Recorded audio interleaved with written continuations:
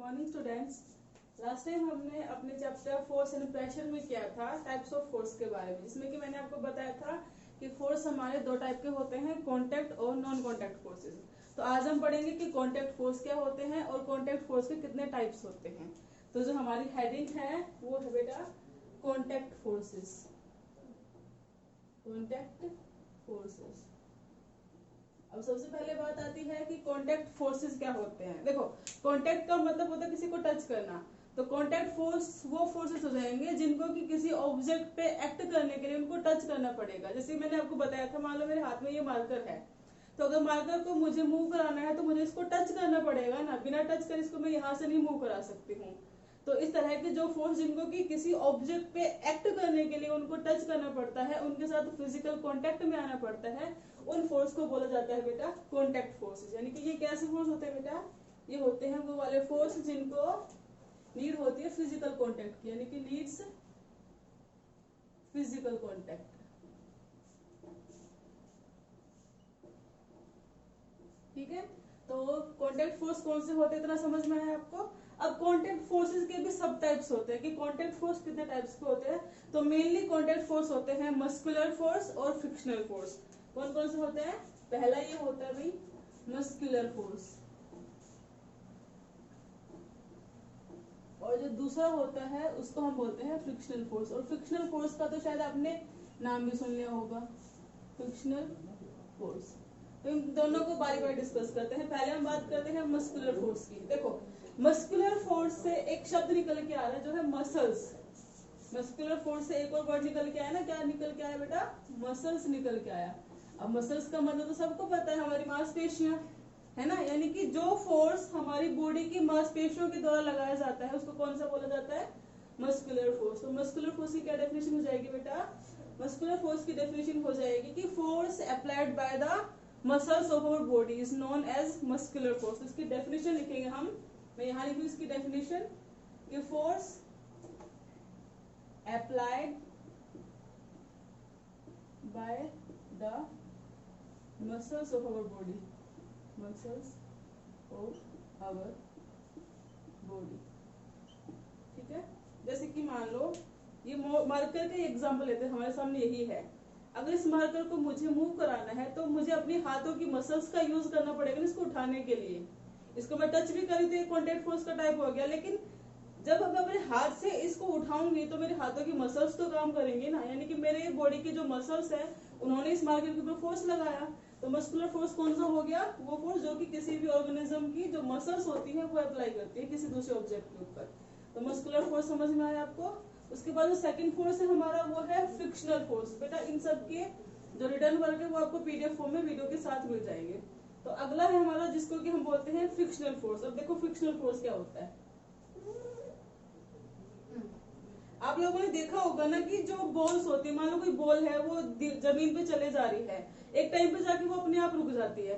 क्या आप जाके वहां पे कोई फोर्स अप्लाई करते हो, अपने पैर वहां पे अड़ाते हो कि मैंने पैर लगा दिया यहाँ पे तो बॉल रुक गई? अपने आप रुकती है ना बॉल। तो कैसे रुकती है? तो वो रुकती है फ्रिक्शनल फोर्स की वजह से। ये होता क्या है? देखो फ्रिक्शनल फोर्स क्या होता है। फ्रिक्शनल फोर्स ना एक ऑपोजिंग फोर्स है, जो कि अगर मान लो हमारे पास कोई दो ऑब्जेक्ट है और दोनों ऑब्जेक्ट एक दूसरे पे रिलेटिवली मूव कर रहे हैं, यानी कि एक सरफेस पे दूसरा ऑब्जेक्ट मूव करे, जैसे मेरा हाथ मूव करेगा वैसे। ठीक है, तो क्या हो रहा है कि जब दो ऑब्जेक्ट्स आपस में कांटेक्ट में आते हैं और रिलेटिव मोशन करते हैं, एक दूसरे के ऊपर ऐसे मोशन करते हैं, तब वहां पे एक अपोजिंग फोर्स जनरेट होता है जो कि इन दोनों सरफेसेस की मोशन को अपोज करता है। ठीक है, जैसे कि अगर मान लो मुझे इस हाथ पे अपने इस वाले हथेली को मूव कराना है तो मुझे फोर्स लगाना पड़ेगा। मेरे लिए आसान नहीं है, कुछ ना कुछ फोर्स अप्लाई करना पड़ेगा तभी ये मूव होगा। यानी कि इन दोनों के बीच में, इन दोनों के कांटेक्ट में आने के बाद यहाँ पे एक frictional force, opposing force generate हुआ जो कि इन दोनों हाथों के रिलेटिव मोशन को अपोज करता है, इनको रोकने की कोशिश करता है। तो वो जो फोर्स है जो कि फ्रिक्शन, जो कि किसी भी ऑब्जेक्ट के मोशन को रोकता है, उसको हम क्या बोलते हैं? Frictional force. तो फ्रिक्शनल फोर्स की डेफिनेशन क्या होगी बेटा? हो जाएगी it is the opposing force। it is the opposing force that comes in action when two objects relatively move over each other, यानी कि जो फ्रिक्शनल फोर्स है ये वो ऑपोजिंग फोर्स है जो कि तब एक्शन में आता है जब कोई भी दो ऑब्जेक्ट एक दूसरे के ऊपर रिलेटिवली मूव करते हैं। और जब भी कोई ऑब्जेक्ट मूव करेगा ना, हर एक मूविंग ऑब्जेक्ट के मोशन को अपोज करने के लिए हमेशा एक फ्रिक्शनल फोर्स आता है। जैसे कि हम लोग भी चलते हैं तो हमारे जो पैर है और जो अर्थ सरफेस है इन दोनों के बीच में फ्रिक्शनल फोर्स होता है जिसकी वजह से हम चल पाते हैं, तो हम फिसल जाते हैं। जैसे कि आपने देखा होगा, जैसे नॉर्मल फर्श है उस पर चलना आसान है ना, लेकिन मान लो इसी फर्श पे मैं पोछा लगा दूं या फिर मान लो साबुन का पानी बिखेर दूं, वहां पे चलना आसान होगा? नहीं ना, वहां पे फिसल जाओगे आप, क्योंकि वहां पे ना साबुन चिकनी सी होती है तो वहां पे फ्रिक्शन काफी कम हो जाता है, इसलिए वहां पे चलना काफी मुश्किल होता है। लेकिन जैसे कोई खुरदरा सरफेस है उस पर चलना काफी आसान हो जाता है ना। यानी कि वो क्या कर रहा है, हमारे मोशन को देखो, फिसलना क्या, फिसलना बहुत जल्दी मोशन हो रहा है हमारा, है ना, हम बिना कोई एक्शन करे फिसले जा रहे हैं, चले जा रहे हैं। लेकिन उसको रोकने के लिए क्या आया, फ्रिक्शन आया, ताकि क्या हुआ, हम इजीली मूव कर सके किसी भी सरफेस के ऊपर। तो फ्रिक्शनल फोर्स समझ में आया सभी को? फ्रिक्शनल फोर्स वो अपोजिंग फोर्स है जो कि किन्हीं भी दो ऑब्जेक्ट्स के रिलेटिव मोशन को अपोज करता है। तो आई होप आपको मस्कुलर फोर्स और फ्रिक्शनल फोर्स समझ में आ गए होंगे। ये दोनों थे बेटा कांटेक्ट फोर्स के टाइप। अब अगला जो फोर्स आता है वो आता है नॉन कांटेक्ट फोर्स, तो हम उसको डिस्कस करते हैं आगे। देखो, इन दोनों फोर्सेस को है ना एक्ट करने के लिए किसी भी ऑब्जेक्ट को टच करने की नीड थी। इस डस्टर को अगर मेरे को मूव भी कराना है तो टच करके मूव कराना पड़ेगा। देखो, टच करा हुआ, मैं इसको ऐसे छोड़ दूं बिना टच करे, मान लो यहाँ पे चिपक गया, ये क्या अपने आप मूव करेगा? नहीं करेगा ना, मुझे अपने मसल्स का इस्तेमाल करके इसको मूव कराना पड़ेगा, तब जाके ये मूव होगा। ऐसी जो फ्रिक्शनल फोर्स है वो भी जब कोई दो ऑब्जेक्ट्स एक दूसरे के ऊपर मूव करते हैं तभी कांटेक्ट में आता है, तभी वो एक्शन में आते हैं।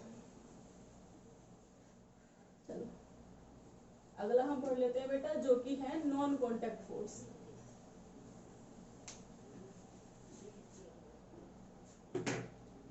अगला जो टॉपिक है हमारा वो है नॉन कांटेक्ट फोर्स। ठीक है, देखो नॉन कांटेक्ट यानी कि कांटेक्ट नहीं चाहिए, तो जो नॉन कांटेक्ट फोर्सेस है बेटा ये वो फोर्स है जिनको कि अपने एक्शन के लिए यानी किसी भी ऑब्जेक्ट पे एक्ट करने के लिए उनके साथ फिजिकल कांटेक्ट में आने की नीड नहीं है। तो हम यहाँ पे सिंपली लिखेंगे कि जो नॉन कांटेक्ट फोर्स है ये do not need any physical contact, do not need any physical contact. ठीक है, आया समझ में कि जो नॉन कांटेक्ट फोर्स है उनको एक्शन करने के लिए, किसी भी ऑब्जेक्ट पे एक्शन करने के लिए फिजिकल कांटेक्ट की नीड नहीं होती है। अब वही बात आती है, कभी नॉन कांटेक्ट फोर्स तो ये वाले होते हैं, लेकिन कौन कौन से फोर्स ऐसे होते हैं जो कि नॉन कांटेक्ट फोर्स है? तो इनमें भी आते हैं कुछ फोर्स, जैसे कि पहला आता है ग्रेविटेशनल फोर्स, दूसरा होता है इलेक्ट्रोस्टैटिक फोर्स और तीसरा होता है मैग्नेटिक फोर्स। तो इन तीनों को हम बारी बारी डिस्कस करते हैं। तो जो नॉन कांटेक्ट फोर्स का पहला एग्जांपल है वो है बेटा ग्रेविटेशनल फोर्स। इसका जो पहला एग्जांपल है वो है ग्रेविटेशनल फोर्स। ग्रेविटेशनल फोर्स, देखो ग्रेविटेशनल फोर्स क्या कहता है? ग्रेविटेशनल फोर्स ये कहता है कि आपके यूनिवर्स में, यूनिवर्स का मतलब जो कि हमें अपने आसपास दिखाई देता है, आपके यूनिवर्स में कोई भी जो दो ऑब्जेक्ट, जैसे कि मान लो ये दो मार्कर हैं, ये दोनों मार्कर एक दूसरे को एक फोर्स से अट्रैक्ट कर रहे होंगे और उसी फोर्स को नाम दिया गया बेटा ग्रेविटेशनल फोर्स। यानी कि ग्रेविटेशनल फोर्स क्या है? ग्रेविटेशनल फोर्स इस यूनिवर्स के किन्हीं भी दो ऑब्जेक्ट के बीच में लगने वाला अट्रैक्टिव फोर्स है। याद रखना, जो ग्रेविटेशनल फोर्स होता है वो हमेशा अट्रैक्टिव होता है। Gravitational forces can not be repulsive, ये कभी भी रिपल्सिव नहीं हो सकते हैं। ठीक है, चलो क्या बोला मैंने कि ग्रेविटेशनल फोर्स क्या है बेटा कि इस यूनिवर्स के, देखो कितना ही छोटे से छोटा ऑब्जेक्ट हो, कितना ही बड़े से बड़ा ऑब्जेक्ट हो, हर ऑब्जेक्ट के बीच में ये फोर्स लगता है। ठीक है, तो ग्रेविटेशनल फोर्स क्या है? It is the force of attraction. इसमें हम लिखेंगे it is the force of attraction. हम स्पेशली मेंशन करेंगे यहाँ पे कि ये अट्रैक्शन फोर्स है, रिपल्सिव नहीं हो सकता ये। It is the force of attraction between any two objects of the universe. ठीक है, जैसे कि मान लो इस मार्कर के बीच में, इस मार्कर के बीच में लगा हुआ है, इस मार्कर इस व्हाइट बोर्ड के बीच में भी लगा होगा, इस वाले मार्कर इस वाले व्हाइट बोर्ड के बीच में भी लगा होगा, मेरे और मार्कर के बीच में भी लगा होगा, सबके बीच में लगता है। चाहे कितना ही छोटा ऑब्जेक्ट हो, जैसे कि मैं यहाँ खड़ी हूँ तो मेरे और अर्थ न सॉरी जो मून है कितना दूर है हमसे, हम दोनों के बीच में भी लग रहा होगा। तो ये जो फोर्स है ये हर दो ऑब्जेक्ट्स के बीच में लगता है हमारे पूरे यूनिवर्स के। ठीक है, तो हम बोल सकते हैं कि जो ग्रेविटेशनल फोर्स है ये यूनिवर्सल है। इसके बारे में थोड़ी सी बातें डिस्कस कर लेते हैं। पहले इसके बारे में ये है कि it is universal in nature. Universal in nature, universal का मतलब होता है कि यूनिवर्स के हर ऑब्जेक्ट्स के बीच में लगेगा ये वाला फोर्स। कौन सा फोर्स? Gravitational force. तो पहली बात समझ में आई कि जो ग्रेविटेशनल फोर्स है कैसा फोर्स है? यूनिवर्सल फोर्स है। अगली बात मैंने यहाँ पे लिखा था it is the force of attraction.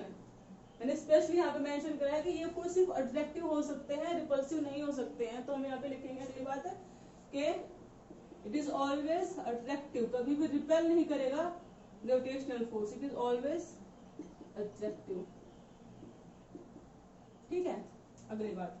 अच्छा, अब ये फोर्स इस यूनिवर्स के हर एक ऑब्जेक्ट के बीच में लगता है ना, तो क्या रीजन है कि इसकी वजह से ये फोर्स अप्लाई होते हैं किन्हीं भी दो ऑब्जेक्ट्स के बीच में? तो ये जो फोर्स है ना वो इन दोनों, जैसे कि मान लो इन दोनों मार्कर्स के बीच में ही ये फोर्स लग रहा है, तो इन दोनों मार्कर्स का मास क्या है, इनके मास और कितने दूर, यानी कि एक दूसरे से कितने दूर ये ऑब्जेक्ट्स रखे हुए हैं, इस पे डिपेंड करता है ये ग्रेविटेशनल फोर्स। यानी कि जो ग्रेविटेशनल फोर्स वो डिपेंड करता है मासेस के ऊपर, यानी कि ऑब्जेक्ट्स का मास कितना है और साथ में ही वो दोनों ऑब्जेक्ट्स कितने कितने दूर रखे गए हैं।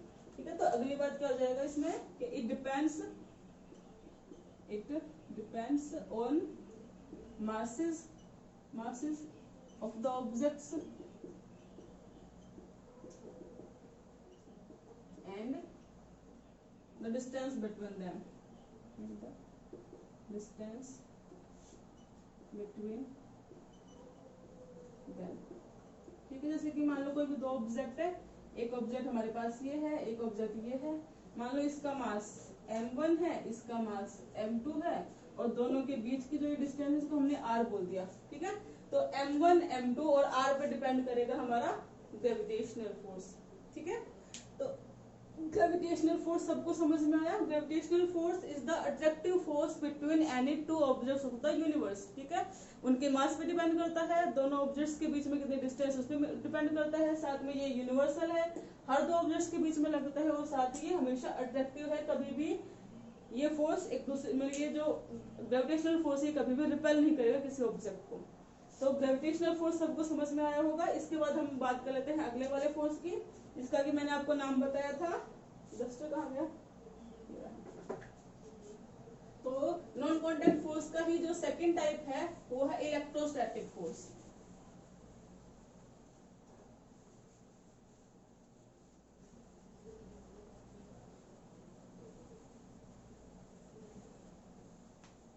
नॉन कांटेक्ट फोर्स का ही जो अगला टाइप है वो है इलेक्ट्रोस्टैटिक फोर्स।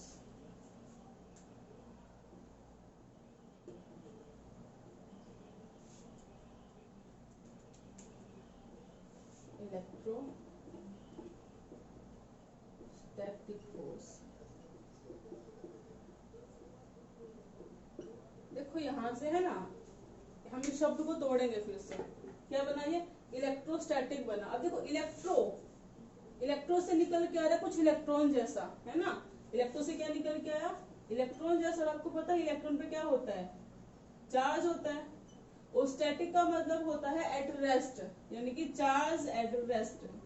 तो इलेक्ट्रोस्टैटिक का पूरा मतलब क्या निकल के आया? चार्ज एट रेस्ट, यानी कि ये वो फोर्स है जब चार्जेस रेस्ट में होंगे, तब वो, जब मान लो कोई दो ऑब्जेक्ट्स है, उन दोनों ऑब्जेक्ट्स पे कोई चार्ज है, तो जब वो चार्जेस एक दूसरे के ऊपर कोई फोर्स लगाएंगे ना, उस फोर्स को क्या बोलेंगे हम? Electrostatic force. तो इलेक्ट्रोस्टैटिक फोर्स क्या हो जाएगा बेटा? इलेक्ट्रोस्टैटिक फोर्स हो जाएगा कि forces applied by the electrostatic charges is known as electrostatic force. ठीक है, इसमें लिखेंगे हम force applied by electrostatic charges, electrostatic charge charges is known as electrostatic force.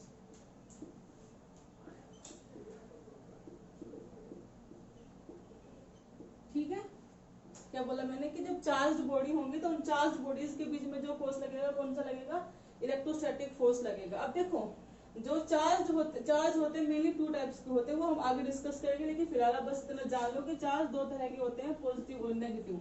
ठीक है, तो जब दो तरह के चार्ज है तो इंटरेक्शन भी शायद दो तरह की हो सकती है। कैसे होंगी देखो, मान लो पॉजिटिव चार्ज है और नेगेटिव चार्ज है, तो इनके कुछ पेयर्स बनेंगे कि मैं लेके आ रही हूँ पॉजिटिव चार्ज के पास पॉजिटिव चार्ज को, या फिर नेगेटिव चार्ज के पास नेगेटिव चार्ज को, यानी कि हम लेके आ रहे हैं सेम चार्जेस।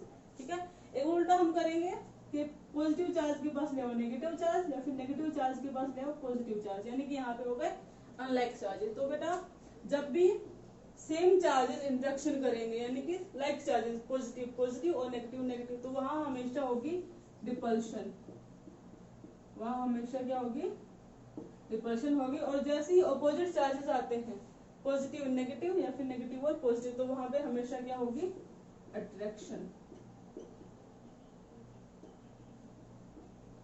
ठीक है, अब देखो ये तो था चार्ज बॉडीज के बीच में फोर्स लगने वाला। क्या कोई चार्ज बॉडी किसी न्यूट्रल बॉडी के ऊपर भी फोर्स लगा सकती है, तो हम बोलेंगे यस। हम इसमें एक बात देखेंगे कि जो चार्ज ऑब्जेक्ट्स होते हैं ना, चार्ज ऑब्जेक्ट्स वो क्या करते हैं, वो न्यूट्रल ऑब्जेक्ट्स को अट्रैक्ट करते हैं, अट्रैक्ट्स न्यूट्रल ऑब्जेक्ट। इसका हम छोटा सा एग्जांपल करके देखते हैं, न्यूट्रल ऑब्जेक्ट्स। देखो मानो मेरे पास ये कुछ कागज के टुकड़े हैं, ये मैंने ले लिए,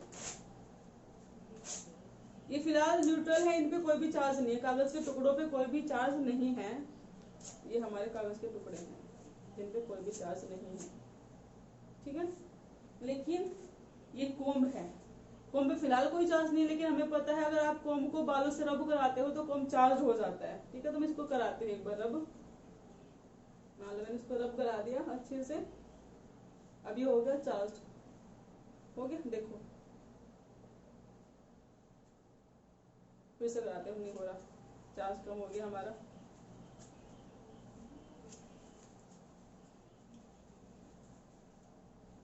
ड्राई बालों में ज्यादा होता है, मैंने हल्का सा तेल लगाया हुआ है, रुको, देखो हुआ ना,